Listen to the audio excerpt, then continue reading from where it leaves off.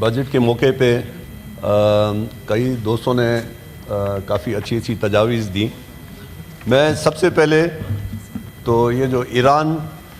پہ اسرائیل نے اٹیک کیا ہے میں اس کی سخت لفظوں میں مذمت کرتا ہوں. اور یہ جو نیتنیاہو ہے اس کا تقریباً یہ کوئی 30 سالہ یہ پروجیکٹ تھا. اور جیسے کہ دوستوں نے بتایا کہ اس نے اور یہ چیزیں ثابت ہوئی ہیں. آپ نے ایک وہ جنرل جو امریکن جنرل ہے ویزلی کلارک وہ کہتا ہے کہ میں نے ایک میمو میرے پاس آیا تھا جس میں اس میں یہ لکھا ہوا تھا کہ نیتنیاہو کی ریکمنڈیشن تھی کہ 7 ممالک تھے جس میں Syria, Iraq, Iran, Somalia, Sudan اور ایک کوئی اور ملک تھا. اور ان پہ انہوں نے کہا تھا کہ اگلے 10 سالوں میں ہم لوگوں نے اس پہ اٹیک کرانا ہے. اور ایونچولی سارے ملکوں میں اٹیک ہوا. اور جہاں انہوں نے امریکن نے جو مداخلت کی وہاں آپ دیکھیں تو وہاں سارے حالات اتنے خراب ہو گئے ہیں. وہاں کے انٹرنل رفٹ ہیں، بالکل کیوس ہو گیا ہے. عراق میں بھی آپ نے دیکھا کہ اس میں یہ وہیں سے جو القاعدہ وہاں سے بنی. ہمارے جو بلاول صاحب ہیں جو خاص طور پہ جو ابھی ریسنٹلی جو کنفلکٹ ہوئی ہے انڈیا پاکستان میں، جو بلاول صاحب گئے ہیں اور میرے خیال میں انہوں نے بڑے اچھے طریقے سے he was very eloquent, he was very articulate. اور اس نے بڑے مدبرانہ انداز میں جو اپنا کیس ہے وہ پاکستان کا بتایا. اور اس میں جو بھی ڈپلومیٹک جو ہماری فتح ہوئی اس کے بعد ہمارے جو آرمی جو چیف ہیں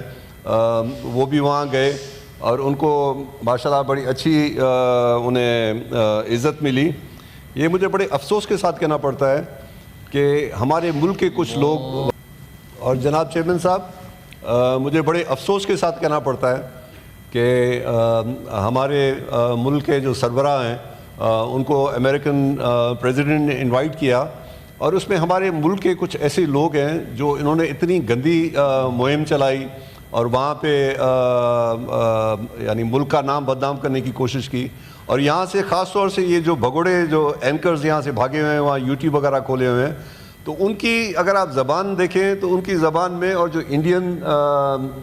جو میڈیا ہے ان کی زبان میں کوئی فرق نظر نہیں آ رہا تھا. تو جناب یہ جو بھی چاہے اسرائیل ہو چاہے جو اس کی جو پالیسیز ہیں جو پاپولسٹ پالیسیز ہیں یہ ہر جگہ انفارچونیٹلی ساری دنیا میں انہوں نے دنیا کو بڑا ایک ڈینجرس ملک بنایا ہوا ہے. اور انہوں نے اتنی تقسیم کی ان کا جو نیریٹو ہے لوگوں میں نفرت پیدا کرتے ہیں، لوگوں میں تقسیم پیدا کرتے ہیں. اور یہ جو پاپولسٹ جو بھی ہیں آپ ہسٹری میں بھی اگر آپ دیکھیں تو جو پاپولسٹ لیڈرز ہیں چاہے ہٹلر ہو چاہے نیتنیاہو، اگر میں ایک جگہ پہ میں پڑھ رہا تھا تو اس میں جو ظاہری بات ہے یہ اتنے ہسٹوریکل فگرز ہیں تو لوگ ان کی جو سائیکو انالیسس بھی کرتے ہیں کہ یہ اگر انہوں نے اتنی تباہیاں مچائی ورلڈ وار 2 میں تقریباً کوئی 80 ملین کے قریب جو لوگ مر گئے اور دنیا میں اتنی تباہی بربادی ہوئی تو ان کا وہ کہہ رہے تھے کہ ان کی جو نفسیاتی کیفیت کیا ہوتی ہے. تو کہتے ہیں کہ ان کو ایک بیماری ہے جس کو کہتے ہیں ڈارک ٹرائیڈ. اور وہ انفارچونیٹلی جو بھی پاپولسٹ انہوں نے 4-5 نام بتائے جس میں ہٹلر کا نام تھا، یہ نیتنیاہو صاحب اور نیتنیاہو بھی تقریباً آپ دیکھیں اس کے سارے ملکوں میں یہ ایک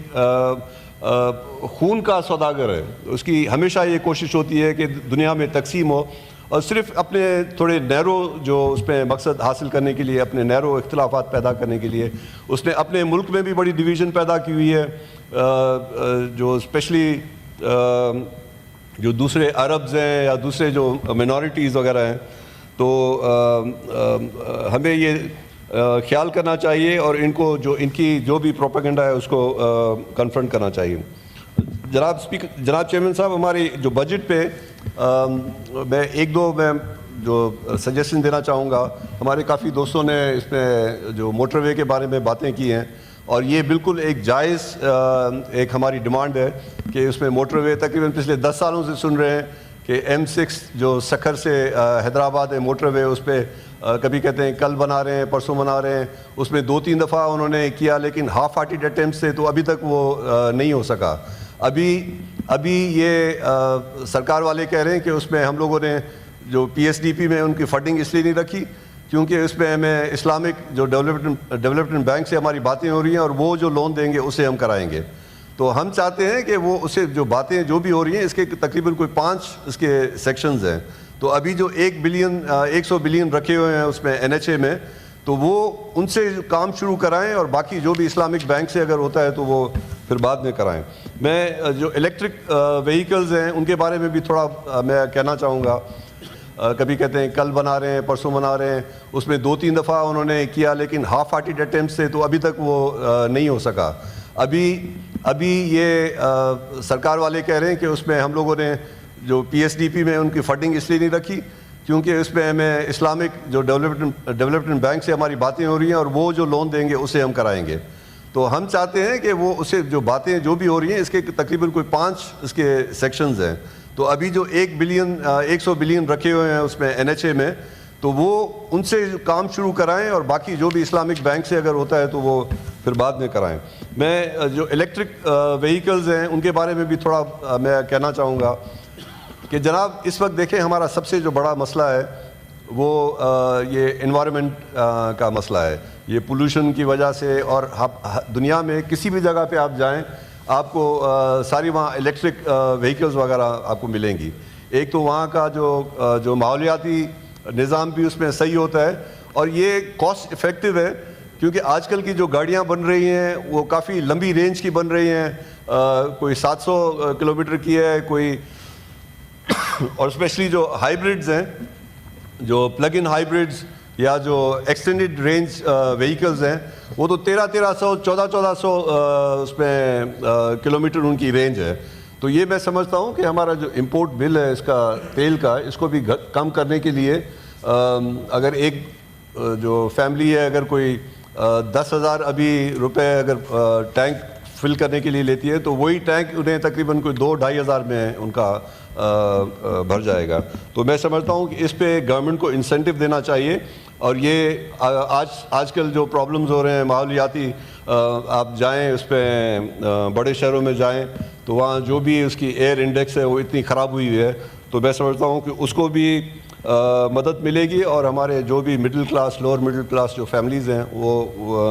ان کی خرید میں بھی بہتر آئے گی۔